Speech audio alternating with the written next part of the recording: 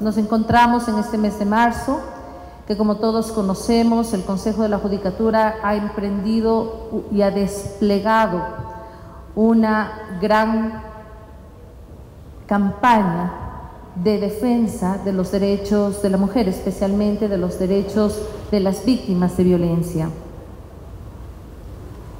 Sin embargo, los derechos de las víctimas no es simplemente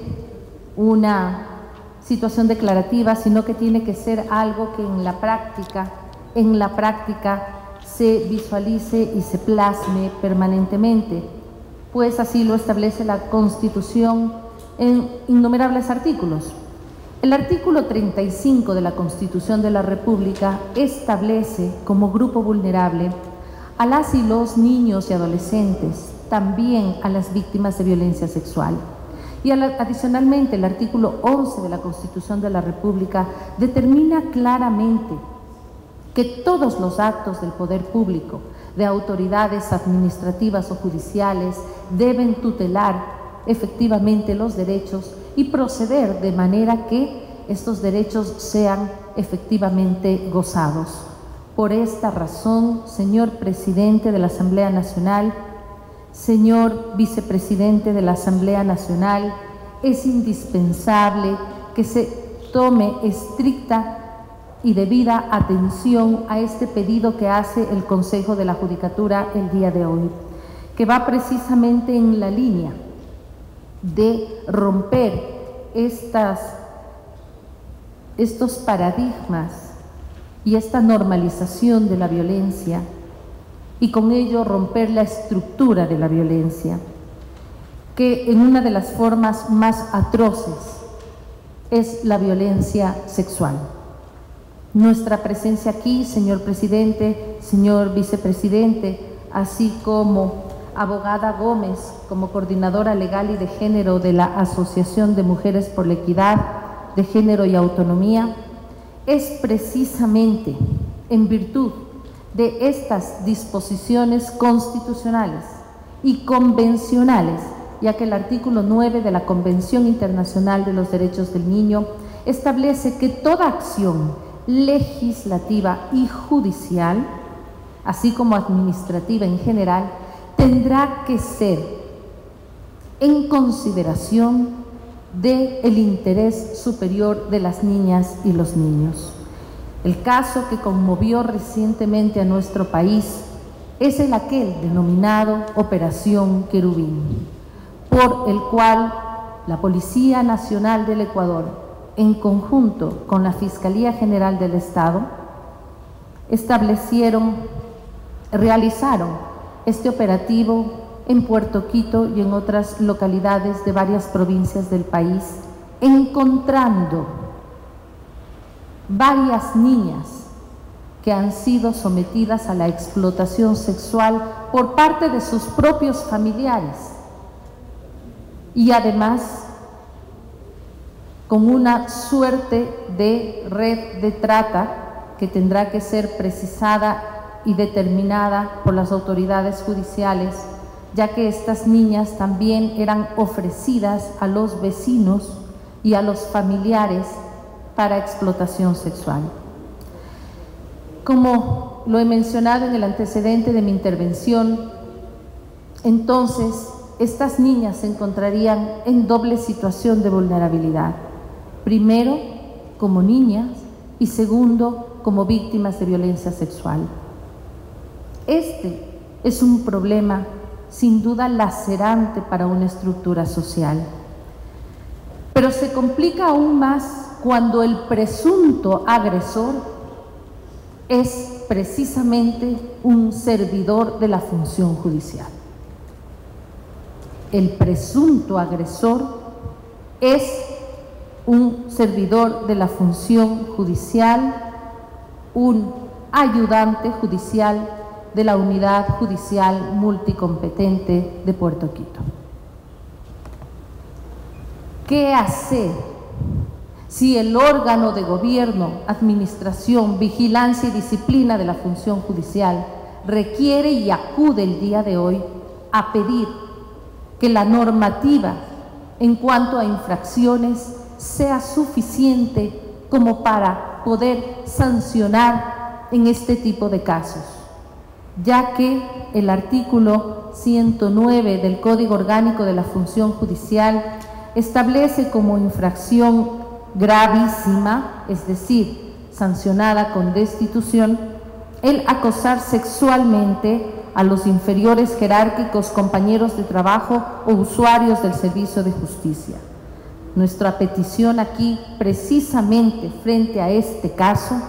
que no es el único caso de servidores judiciales involucrados en temas de violencia sexual, tenemos más casos, es que en lugar de la palabra acoso se incluya actos de violencia sexual. No es lo mismo un acoso a actos de violencia sexual.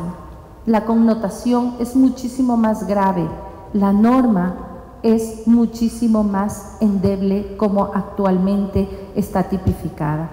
Pero además, tratándose de violencia sexual, recogiendo todos los convenios internacionales de derechos humanos, el que he mencionado, la Convención Internacional de los Derechos del Niño, pero además la Convención de Belém do Pará, la CEDAW, es imprescindible tutelar a las víctimas de violencia sexual y por esa razón es que solicitamos además agregar en este, que es el numeral 10 del artículo 109, que no sea solamente respecto a estos actos de violencia sexual de sus inferiores jerárquicos, compañeros de trabajo o usuarios del servicio de justicia, sino además de cualquier persona, porque el servidor judicial, según el artículo 37 del Código Orgánico de la Función Judicial, es aquel que tiene una conducta ética irreprochable. Y por esa razón es que nuestro pedido ante la Asamblea Nacional es incluir que en casos de violencia sexual contra cualquier persona, nosotros podamos proceder a una sanción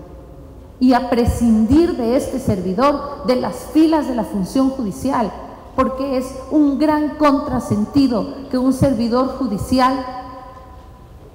sea procesado por violencia sexual, por violación, y que siga prestando los servicios en la función judicial por no tener una norma que nos permita prescindir de ello. Ya que la exposición debe ser breve, tendría que extenderme muchísimo más en este punto, pero vamos a pasar a otro tema de trascendental importancia para nuestro país, dado precisamente los sucesos de violencia en los centros de rehabilitación social. La caducidad de la prisión preventiva. La Constitución de la República, en su artículo 77, numeral 9, establece con claridad que la prisión preventiva no podrá exceder de 6 meses en los casos sancionados con prisión, ni de 1 año en los casos de delitos sancionados con reclusión. Si exceden estos plazos, la orden de prisión preventiva quedará sin efecto. Lo dice la Constitución de la República, así como la Constitución de la República establece en el caso anterior la vulneración de derechos y la obligación de las autoridades de velar por la tutela de estos derechos. Recordemos que el artículo 424 de la Constitución establece la supremacía constitucional, sobre todo y por sobre todo, este Estado constitucional de derechos y justicia debe basarse en la plena vigencia de la Constitución y de los tratados internacionales de derechos humanos que juntos conforman el bloque de constitucionalidad. Sin embargo, existen casos en los que la orden de prisión preventiva ya según la Constitución, debería perder su eficacia jurídica al haber transcurrido los plazos otorgados por la Constitución. Aquí en el segundo inciso de este numeral 9 del artículo 77 de la Constitución de la República, establece que se considerará que los jueces, fiscales, defensores públicos, peritos o servidores de órganos auxiliares han incurrido en falta gravísima si es que ocurre una dilación durante el proceso que produjera la caducidad de la prisión preventiva. Aquí, en la Constitución, ya establece que dejar caducar la prisión preventiva constituye una falta gravísima para los jueces, fiscales, defensores, entre otros servidores. Sin embargo, señor presidente, señor vicepresidente, las últimas reformas al Código Orgánico de la Función Judicial, promulgadas en el Registro Oficial 345 de 8 de diciembre de 2020, no contemplan como falta gravísima, tal como dice la Constitución, el dejar caducar la prisión preventiva. Y por eso es que el órgano de gobierno y disciplina de la función judicial, además de vigilancia y administración, no cuenta con la norma para sancionar a aquellos operadores de justicia que dejen caducar la prisión preventiva, en franca contraposición con la Constitución, que establece como falta gravísima el dejar caducar la prisión preventiva. Nuestra tercera petición tiene que ver con los derechos y garantías constitucionales. El artículo 108, numeral 6, actualmente vigente del Código Orgánico de la Función Judicial, establece, según las reformas de diciembre de 2020, que constituye infracción grave el no fundamentar debidamente los actos administrativos en caso de servidores administrativos, así como en caso de servidores jurisdiccionales, cuando se haya declarado en vía jurisdiccional que en la sustanciación de las causas, nada más, solamente dice sentencias o resoluciones, han violado los derechos y garantías constitucionales previstas en los artículos 75, 76 y 77 de la Constitución. Nosotros, señor presidente de la Asamblea, señor vicepresidente, hemos ya analizado innumerables casos en el ámbito del control disciplinario, que es competencia del Pleno sancionar en última instancia, que es indispensable contar con la posibilidad de sancionar no solamente sentencias o resoluciones, sino además autos, actuaciones judiciales o fiscales, porque este artículo, tal como está redactado, dejaría aparentemente fuera las actuaciones judiciales de fiscales o las actuaciones judiciales o las actuaciones de fiscales. La petición es que se agregue que no solamente sea la vulneración de derechos en sentencias o resoluciones, sino además en la sustanciación. Esto es muy importante, porque la vulneración de derechos, tal como lo conoce la Corte Constitucional del Ecuador, no solamente puede darse en una resolución, sino además y principalmente en la sustanciación del caso. Sin embargo, la norma nos deja como infracción grave la vulneración de derechos solamente en la sentencia. La propia acción extraordinaria de protección que conoce la Corte Constitucional evalúa, controla un posible cometimiento de una vulneración de derechos no solo en la resolución, no solo en la sentencia, sino también en la sustanciación. Y sin embargo, la norma nos permite solamente evaluar o analizar la vulneración de derechos en la resolución y no en la sustanciación, y solamente en la sentencia y no en los autos y en otras actuaciones judiciales o fiscales. Luego, algo fundamental y también tiene que ver con el tema carcelario y con la dilación de las causas. El no comparecer a una audiencia debe ser sancionado como falta gravísima. Sin embargo, en el actual texto de las últimas reformas al Código Orgánico de la Función Judicial, esta falta de no comparecer a audiencia se encuentra tipificada tanto en el artículo 108, que constituye infracción grave y que es sancionada con suspensión de hasta 30 días, tanto en el artículo 109, que es infracción gravísima y que es sancionada con destitución. Una misma infracción no puede tener dos tipificaciones, obligándonos por ello, debido al principio de favorabilidad,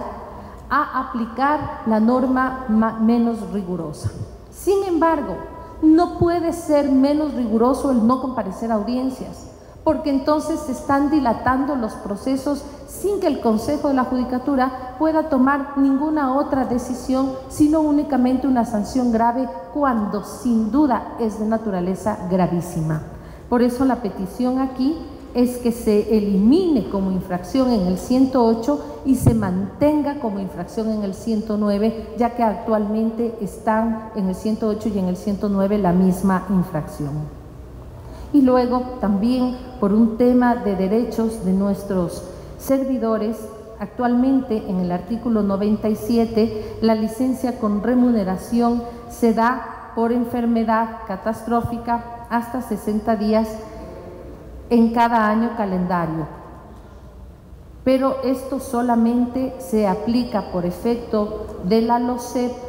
a servidores administrativos. Los jueces, defensores, fiscales, por efecto de esta norma, no tienen actualmente derecho a licencia con remuneración.